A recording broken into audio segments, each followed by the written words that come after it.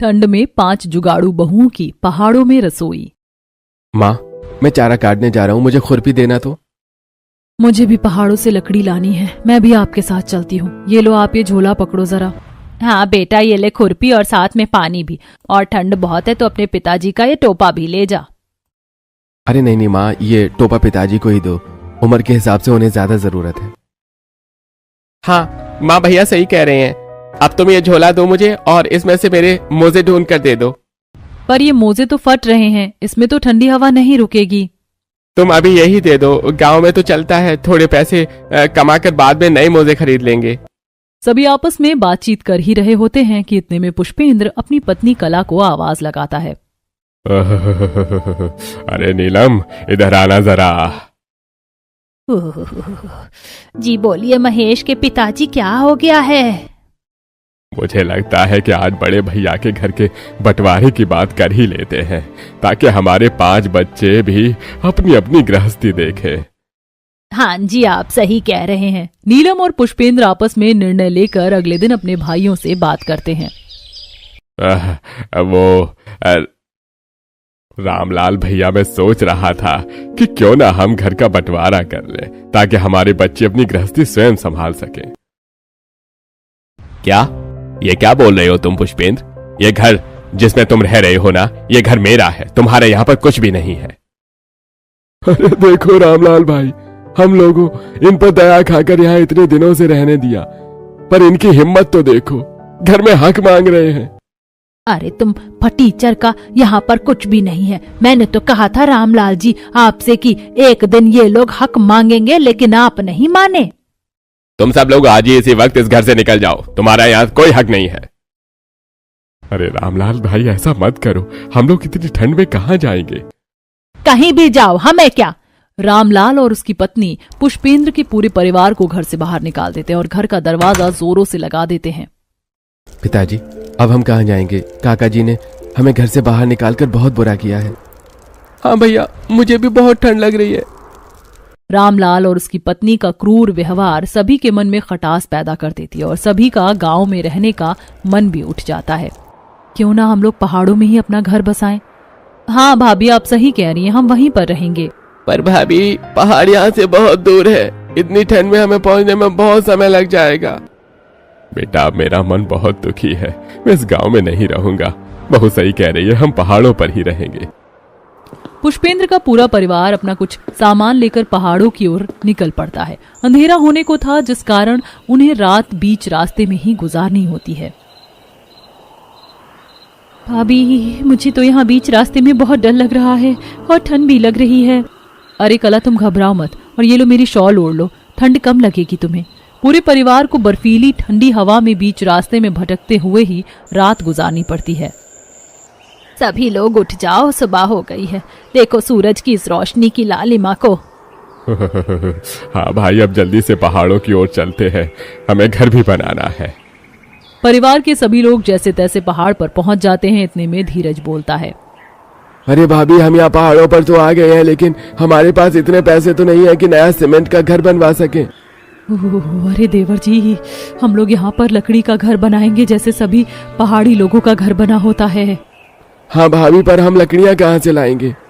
पास में ही एक जंगल है, वहाँ से हम लोग लेकर आएंगे। पर हमारे पास तो कुल्हाड़ी नहीं है। हाँ जेठ जी, कुल्हाड़ी नहीं है तो क्या हुआ, देखिए इन पहाड़ों पर पत्थर तो है ना, हम इन पत्थर को घिस कर कुल्हाड़ी बना लेंगे। अरे वाह एकता, ये बात तो सही कही है तुमने। चलो भैया, हम दोनों साथ में मिलकर कुल्हाड़ी बनाने का काम करते हैं। हाँ, ये लो पत्थर, अब तुम इसे आकार दो, मैं तब तक छोटी लकड़ी लाता हूँ। दोनों भाइयों ने हाथ से ही कुल्हाड़ी बना ली और फिर सभी मिलकर जंगल की ओर निकल पड़े। इन पहाड़ों पर तो कितनी ठंड है, मेरी उंगलियां तो जम रही हैं। जितनी जल्दी आप लकड़ी काटेंगे उतनी जल्दी ही हम घर बना पाएंगे।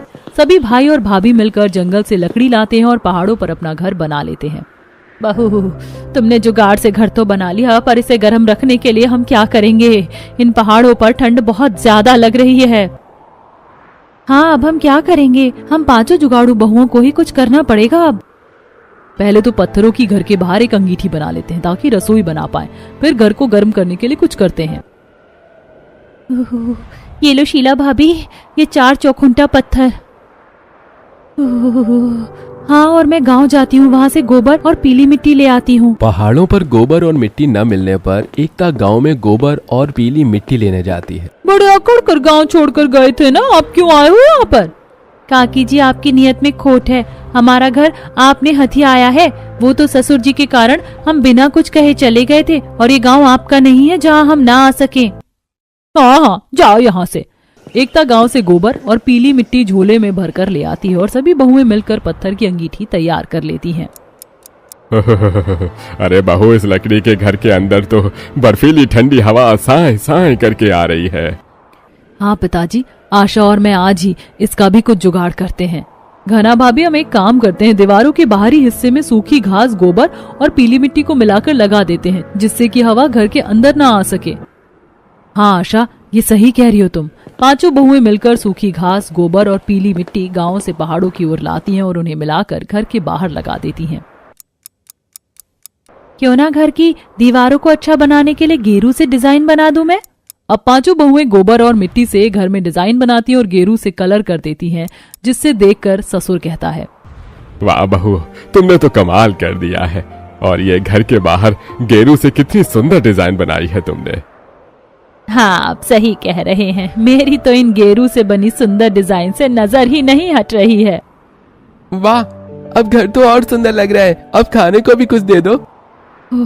आप राशन लाए? हाँ, आज घास काट कर हम 5 भाइयों को 500 रुपए मिले हैं, जिससे एक दिन का राशन आ पाया है। हमारे पास तो बर्तन भी नहीं है। अब हम क्या करेंगे, किसमें खाना बनाएंगे? हमारे पास बर्तन नहीं है तो क्या हो गया, पीली मिट्टी तो है ना, हम उसकी बर्तन बना लेंगे। शीला झोले में रखी पीली मिट्टी ले आती है और उसे बर्तन का आकार देकर अंगीठी में उस बर्तन को पकाकर बर्तन बना लेती है। वाह शीला, बर्तन तो बहुत ही अच्छे बने, और ये करछी तो कितनी सुंदर लग रही है। हाँ, और आप इस हांडी को देखिए, मैंने इस पर गेरू से डिजाइन बनाई है। अरे वाह, मेरी 5 जुगाड़ू बहुओं, तुमने तो कमाल ही कर दिया। अब जल्दी से खाना बना लो। 5 बहू घर के बाहर बनी खुली रसोई में चूल्हे को जलाती है। वहीं घना सब्जी काटती है तो आशा उन सब्जियों को धो लेती है और कला आटा मारती है। एकता फटाफट रोटी उतार देती है। लाइए, मैं सब्जी रोटी को अंदर घर में रख देती हूँ। हाँ, ये लो सब्जी और ये रोटी का डिब्बा और ये पत्ते की बनी इको फ्रेंडली पत्तल भी। एकता आशा की दी हुई सभी चीजों को घर के अंदर लेकर आती है और पूरा परिवार मिलकर खाना खाता है। माँ, अब सभी भाई दिहाड़ी पर जा रहे हैं। पता नहीं इतनी ठंड में आज दिहाड़ी करने को मिलेगी या नहीं। हाँ, पता नहीं क्या होगा माँ। हमारे झोले और खुरपियाँ दे दो और कुल्हाड़ी भी दे देना। पता नहीं आज कैसा काम मिलेगा। हाँ बेटा, ये लो झोला, खुरपी और कुल्हाड़ी। सभी भाई दिहाड़ी की चिंता में पहाड़ों से निकल जाते हैं। तो वहीं बहुएं आपस में सोचती हैं, अब हमारा क्या होगा? हम गांव छोड़कर पहाड़ों के बीच में तो आ गए हैं। हाँ, अब हमें भी घर खर्च के लिए कमाना ही होगा, लेकिन क्या करेंगे ऐसा हम? मुझे हाथों से ऊन के मोजे बनाने आते हैं, क्यों ना हम इन्हें बनाकर बेचें? हाँ, मगर हम ऊन भी कहाँ से लाएंगे? लाला जी के खेत में कपास होती है, हम वहीं से वो लेकर आ जाते हैं और हाथों से उनसे ऊन बना लेते हैं। वाह शीला, क्या आइडिया दिया है तुमने। अब 5 बहुएं लाला जी के खेत में लाला जी से ऊन के लिए बोलती हैं।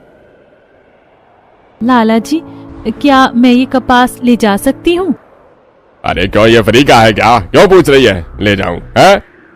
हाँ, मेरे पास पैसे तो नहीं है, मगर आप कहेंगे तो आज की ये घास मैं काट देती हूँ, जिसके बदले आप मुझे कपास दे देना।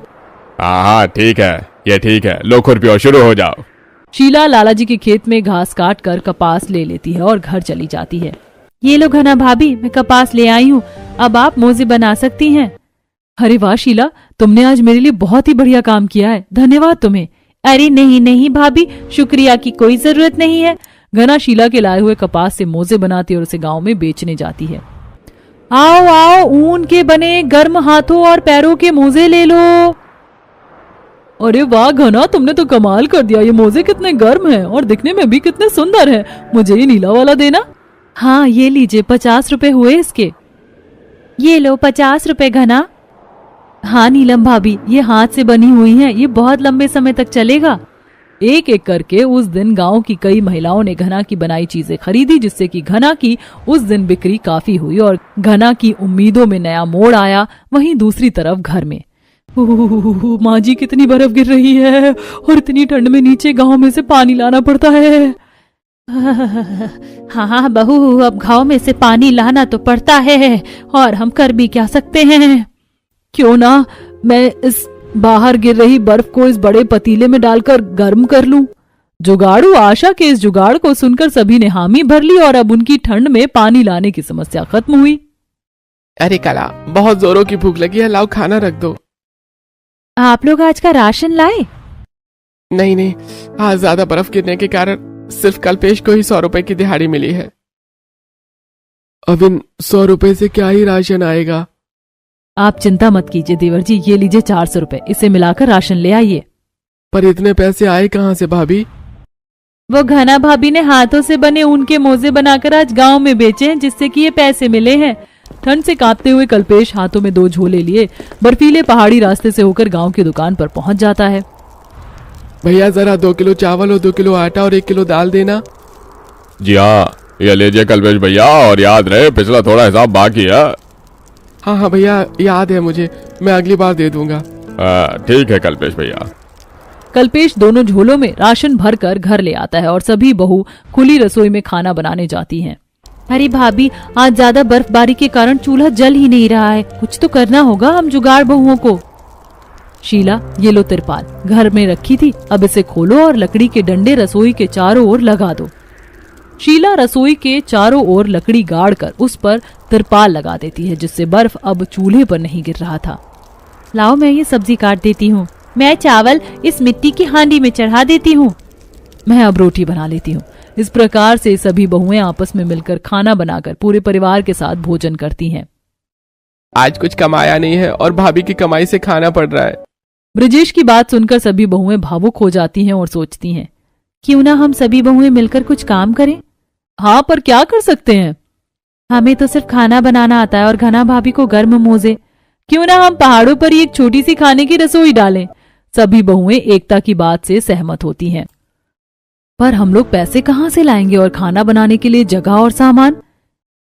हम लोग पहले कुछ काम ढूंढते हैं। लाला जी के यहाँ से चारा काटेंगे और हम दिहाड़ी करके अपनी रसोई के लिए पैसा जुटा लेते हैं।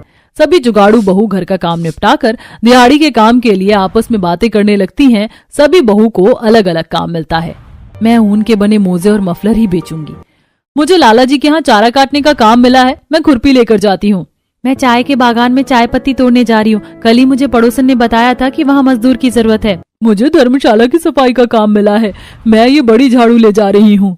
सभी बहुओं को छोटा मोटा काम मिल जाता है। कुछ दिन काम करने के बाद बहुएं अपने जुगाड़ से रसोई बनाती हैं। मैं इन मिट्टी के बर्तनों को अपनी रसोई पर लाती हूँ और एकता भाभी आप ये चूल्हा उठाकर ले आइए। हाँ, मैं ये मिट्टी का चूल्हा और साथ में लकड़ी भी लाती हूँ।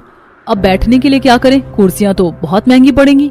अरे आशा, ये देखो, इन पहाड़ों ने हमें निवास स्थान दिया है, तो इन पत्थरों की बड़ी शिला को हम बैठने के लिए अपनी रसोई में रख देते हैं।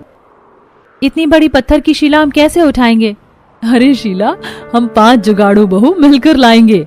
सभी जुगाड़ू बहुएं पत्थरों की 2 बड़ी शिला बैठने के लिए ले आती हैं और रसोई के अंदर आसपास रख देती हैं और बीच में लकड़ी की टेबल रख देती हैं। अब हम नाम का बोर्ड कैसे लगाएंगे? बाजार से बनवाएंगे तो बहुत महंगा होगा। ये लो, इस लकड़ी के बने बोर्ड पर कोयले की सहायता से नाम लिख दो और हम फिर इसे लगा देते हैं। वाह आशा भाभी, क्या आइडिया है, मैं अभी फटाफट से नाम लिख देती हूँ। एकता लकड़ी के बोर्ड पर कोयले की सहायता से उस पर 5 जुगाड़ू बहुओं की रसोई का नाम लिख देती है और काम स्टार्ट करती है। पहाड़ों पर आया एक कपल टूरिस्ट आता है। 5 जुगाड़ू बहू की रसोई? अरे वाह, नाम तो कितना डिफरेंट है। अब यहाँ का खाना टेस्ट करके भी देखा जाए। हाँ भैया, हम 5 बहुओं की रसोई है जिसका सेटअप हमने जुगाड़ लगाकर किया है। अच्छा, तो आज पहाड़ी खाने में क्या स्पेशल है? अभी शुरुआत में मड़ुए की रोटी, झंगोरे की खीर और पहाड़ी दाल है। अरे वाह, सभी नया नाम है। हाँ? एक काम करो, सभी 2 प्लेट लगा दो, हमें पसंद आएगा तो और 2 प्लेट ले लेंगे। ये लो घना भाभी, खाखरे की पत्तल ये इको फ्रेंडली भी है और ये शहरी लोगों को पसंद भी आएगी। हाँ लाओ पत्तल, मैं इस पर खाना लगा देती हूँ। घना टेबल पर पत्तल रखती है और टूरिस्ट को बना भोजन बड़े ही प्यार से परोसती है। अरे वाह, क्या खाना बना है। ये तो बहुत टेस्टी है और इन पहाड़ों पर इन पत्थरों पर बैठकर भोजन का आनंद तो दुगना हो गया है। कपल टूरिस्ट की बात सुनकर सभी बहुएं खुश हो जाती हैं। वहीं धीरे धीरे उनकी रसोई में रोज 3-4 लोग खाना खाने आते थे और एक दिन अचानक, आप लोग खाना तो बहुत अच्छा बनाते हैं, लेकिन हम लोग पहाड़ों पर मैगी मोमोज खाने आते हैं। आप लोग भी ये बनाइए ना, इससे आपकी रसोई भी अच्छी चलेगी। सभी बहुएं अमित की बात सुनते ही खुश हो जाती हैं और सोचती हैं, ये आइडिया हमें पहले क्यों नहीं आया? क्या हम लोग इस आइडिया पर काम कर सकते हैं? अरे देर से ही सही, पर हमें अमित की बातों को मानना चाहिए और हम लोग इस आइडिया पर काम कर सकते हैं। तो हम लोग बनाएंगे बांस की पहाड़ी मोमोज, वो भी गर्मा गर्म, ताकि इतनी ठंड में सभी को खाकर मजा आ जाए। बांस की पहाड़ी मोमोज ये कैसे बनते हैं? मैंने तो पहले नहीं सुना कभी। हाँ, मोमोज को खाली बांस के अंदर डालकर स्टीम किया जाता है, जिससे उसका स्वाद और भी बढ़ जाता है और बांस के कारण ये काफी टाइम तक गर्म रहते हैं। अच्छा ऐसा है, तो ठीक है, मैं गांव से आज ही बांस काट कर लाती हूँ और फिर आप मुझे भी बनाना सिखा देना। आशा पहाड़ों से गांव की ओर बांस काटने जाती है और वहीं से बांस काटकर अपने पहाड़ी घर में आती है और कला इन्हें धोकर अंदर से खाली करती है। अगले दिन रसोई घर में, आओ आओ 5 जुगाड़ू बहू की रसोई में आटा, मैगी और बांस के मोमोज खाओ। आओ आओ और साथ में चाय भी पियो। आओ आओ। आसपास के टूरिस्ट घना की आवाज सुनकर वहां आते हैं। घना का आवाज लगाना सफल होता है और अचंभित होकर टूरिस्ट लोग बोलते हैं, बांस के मोमोज, ये कैसे मोमोज है? जरा एक प्लेट टेबल पर लगाना तो, हमने तो पहले नाम कहीं नहीं सुना। जी हाँ, ये लीजिए आपके एक प्लेट बांस के मोमोज और ये स्पेशल पहाड़ी चटनी भी, और ये प्लेट इको फ्रेंडली भी है। अरे वाह, ये तो कितना टेस्टी है। ऐसे मोमोज तो मैंने शहर में कहीं नहीं खाए। मेरे लिए एक प्लेट और लगा देना, और इको फ्रेंडली प्लेट भी कितनी सुंदर है। महिला टूरिस्ट की बात सुनकर अन्य टूरिस्ट भी प्रभावित होते हैं और खाते हैं। उनमें से ही एक टूरिस्ट महिला ब्लॉगर होती है जो इन सब चीजों की ब्लॉगिंग करती है और घना से पूछती है, आपको ये बांस के मोमोज बनाने का आइडिया कहाँ से आया? और ये इको फ्रेंडली पत्तल बनाने का भी? मुझे आपका आइडिया बहुत ही यूनिक लगा। ये आइडिया मेरी देवरानी कला ने दिया है और ये इको फ्रेंडली पत्तल खाखरे के पत्तों से बनी है। अरे वाह, आप लोग तो कमाल हैं। आपने तो नए तरीके से चीजें बना दी। सच में आप जुगाड़ू बहुओं का जुगाड़ तो कमाल का है। महिला ब्लॉगर 5 जुगाड़ू बहुओं की रसोई का ब्लॉग भी बनाती है, जिसे सोशल मीडिया पर लोग देखकर प्रभावित होते हैं और जब भी कोई टूरिस्ट आता तो महिला ब्लॉगर के ब्लॉग की बात करता। वो महिला ब्लॉगर कितनी अच्छी थी, उसकी वजह से हमारी आमदनी में वृद्धि हो रही है। भगवान उसे हमेशा खुश रखे। हाँ, और जितने भी टूरिस्ट आते हैं सभी यही कहते हैं कि हम महिला ब्लॉगर का ब्लॉग देखकर यहाँ मैगी मोमोज खाने आए हैं। हाँ, सच में मानो, वो महिला ब्लॉगर हमारे लिए किसी जादूगर से कम नहीं है। हमारा जीवन ही बदल दिया उसने। हाँ, सही कह रही हो तुम। हमारी मेहनत और हमारे जुगाड़ को अब सभी लोग देख रहे हैं। घना, इतनी ठंड में हम 5 भाइयों को रोज दिहाड़ी करने को नहीं मिल रही है और अब बड़े दिन की छुट्टी भी लगने वाली है। बड़े दिन की छुट्टी मतलब बच्चे अब छुट्टियों में सरकारी हॉस्टल से घर आएंगे। मैं उन लोगों से मिल पाऊंगी अब? हाँ, पर बच्चों का खर्चा होगा अब, और हम लोगों को इतनी ठंड में दिहाड़ी नहीं मिल रही है। हम लोग फुर्सत में रहते हैं अब। आप लोग परेशान क्यों होते हैं? हमारी रसोई पर एक महिला ब्लॉगर आई थी, उसके बाद से हमारी रसोई अच्छी चल रही है। अब हम उसे रेस्टोरेंट जैसा बनाना चाहते हैं। अरे वाह, तुम्हारा ख्याल तो सही है। अब हम लोग को यूं फ्री बैठना नहीं पड़ेगा। हाँ, तो उसमें काम करने वालों की जरूरत तो होगी ही ना। क्यों ना आप सभी भाई हमारे साथ ही काम करें? ये तुम सही कह रही हो। रोज की दिहाड़ी की टेंशन भी नहीं होगी और आमदनी भी अच्छी हो पाएगी। महिला ब्लॉगर के ब्लॉगिंग से 5 जुगाड़ू बहुओं की रसोई अब रेस्टोरेंट में तब्दील हो गई, जहां का सेटअप पहाड़ी स्टाइल में किया गया, जो लोगों को और आकर्षित करता है। हम सभी भाई मिलकर लकड़ी काटने का सोचते हैं और उसे कैसा आकार देना ये तुम 5 बहुएं बता दो।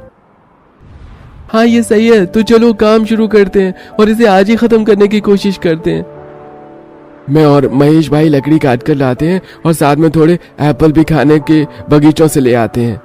दोनों भाई गांव जाकर लकड़ी काट कर ले आते हैं और सभी भाई मिलकर टेबल बनाने में लग जाते हैं। अरे वाह भाई वाह, क्या बात है। इतनी मजबूत है ये टेबल तो, और इस पर ये डिजाइन किसने बनाई है? पिताजी, मैंने बनाई है इन टेबल पर ये डिजाइन। सही किया मेरी जुगाड़ू बहू तुमने। और सभी साथ में हंस पड़े और बैठने के लिए पत्थरों की बैठक बना दी। उस पर हाथ से बने डिजाइन्स वाली दरी बिछा दी, जो बहुत आकर्षित थी। क्यों ना हम हमारी इस नई दुकान में खाने की और वैरायटी बढ़ाएं, सेब की, चाय और कावा रखें। हाँ, ये सही रहेगा। इससे हमारी इनकम भी बढ़ेगी और ग्राहक भी ज्यादा आ पाएंगे। अब छोटी रसोई बड़े रेस्टोरेंट में तब्दील हो चुकी थी। खाने की अन्य वैरायटी और बैठने की व्यवस्था को देखकर अब ग्राहकों की और भीड़ लगी रहती थी। क्यों ना हम अब अपना पक्का घर भी बना ले, ताकि हमें इन पहाड़ों पर इतनी ठंड में परेशान ना होना पड़े। हाँ भाभी, आप सही कह रही हैं। इतनी ठंड में अब लकड़ी के घर पर नहीं रहा जाता है और बच्चे भी हॉस्टल से आने वाले हैं। ठीक है, अगर तुम सभी लोगों को ठीक लग रहा है तो बना लेते हैं। वैसे भी मेरी तो उम्र हो गई है, कभी पक्के मकान में नहीं रहा हूँ। पुष्पेंद्र की बात सुनकर पूरा परिवार खुश हो जाता है और अपने नए घर की तैयारी में जुट जाता है। मेरे घर बनाने वाले मिस्त्री से बात की है, उसने 2 लाख का खर्चा बताया, उसमें छत भी डल जाएगी। हाँ तो बनवा लेते हैं, हमारे पास इतनी बचत है भी। और हाँ, रसोई भी घर के अंदर ही बनवाना। हाँ ठीक है, और उसमें फर्नीचर भी बनवा देता हूँ ताकि तुम्हें सामान रखने में आसानी होगी। वाह, ये तो सोने पर सुहागा होगा मेरे लिए। कुछ दिन में 5 जुगाड़ू बहुओं का घर भी बनकर तैयार हो जाता है। घर में जरूरत की सभी चीजें, टीवी, फ्रिज, हीटर और रसोई में सारा सामान होता है। मेरे अपनों ने तो मुझे अपने घर से निकाल दिया था। मैं धन्य हूँ कि मुझे भगवान ने इतनी अच्छी बहुएं दी हैं। मेरा आत्मसम्मान लौट आया है। अजी आप भी न क्या ये पुरानी बातें लेकर बैठे हैं। खुशी का माहौल है, खुश रहिए और हमारे नए घर में सुकून से रहिए। कला की बात सुनकर सब हंस पड़ते हैं और सीढ़ियों से चढ़कर नए घर में प्रवेश करते हैं और सोचते हैं कि हमने कैसा जीवन जिया था, कितना संघर्ष भरा था, पर हमने कर ही दिखाया। हमने अपना सपनों का घर बना ही लिया। इतना बड़ा घर बनाया है, जल्दी से बेड पर से उठ जाती हूँ और झाड़ू पोछा कर देती हूँ। एकता पूरे घर में झाड़ू लगा देती है तो वहीं शीला नई रसोई में सबके लिए खाना बना रही होती है। इतने में आशा बोलती है, शीला आज इतने बड़े पतीलों में खाना बनाना, आज बच्चे हॉस्टल से घर आ रहे हैं तो सभी लोग मिलकर आज खाना खाएंगे फिर। अरे वाह, फिर तो मैं आज बच्चों के लिए खीर बना देती हूँ, मेरी गुड़िया को बहुत पसंद है ये सब। मैं सब्जी काटती हूँ और सब्जी काटने के बाद मैं और चूल्हे पर पूड़ियाँ तल लूंगी। बहू रसोई में खाना बनाने की तैयारी में जुटी होती है। इतने में ही बच्चे हॉस्टल से आ जाते हैं। माँ देखो, हम लोग आ गए, देखो जरा। आ गए मेरे बच्चे, कितने दिन हो गए हैं, देखो तुम्हारे लिए खीर बनाई है। खीर? अरे वाह, मुझे तो पहले बहुत दिन हो गए खीर खाए। नहीं, मुझे तो पहले, इसको बाद में देना। बच्चों की घर में चहल पहल देख पुष्पेंद्र बोल उठता है कि बड़े दिनों के बाद में इतनी खुशियां आई हैं घर में। मजदूरी के कारण बच्चों को सरकारी हॉस्टल में डालना पड़ा था। हाँ, पर अब मैं अपने पोता पोतियों को कहीं नहीं जाने दूंगी। अब ये बच्चे यहीं हमारे पास रहेंगे। हाँ, तुम सही कह रही हो कला। बहू और बेटे तो रेस्टोरेंट चले जाते हैं, अब हमारा मन इन बच्चों से ही लगा रहेगा। सभी घर वाले बच्चों के आने से खुश हो जाते हैं और सभी टेबल पर बैठकर गर्मा गर्म खाना खाते हैं। वाह माँ, क्या खीर बनाई है, हॉस्टल में तो वही नॉर्मल खाना मिलता था। हाँ बेटा, अब से तुम सभी बच्चे यहीं रहोगे और रोज अपनी मनपसंद का खाना खाओगे। सच में? हाँ बाबा, सच में।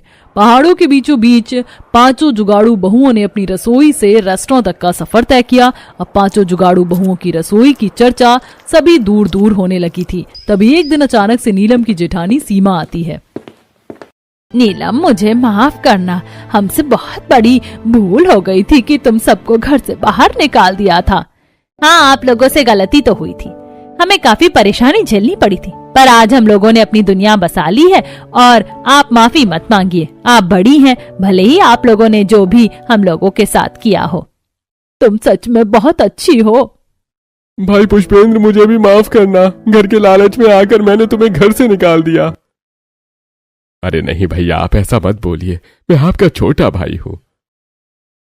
पुष्पेंद्र, मेरे बेटे की तबीयत बहुत खराब है, मुझे हॉस्पिटल में पैसा भरना है। हाँ, आपका बेटा मेरा बेटा है, ये लीजिए पैसे, मैं तुम्हारा सदा आभारी रहूंगा। पुष्पेंद्र और 5 जुगाड़ू बहुएं रामलाल को माफ कर देते हैं और उनके बेटे के इलाज के लिए उन्हें काफी सारे पैसे भी देते हैं।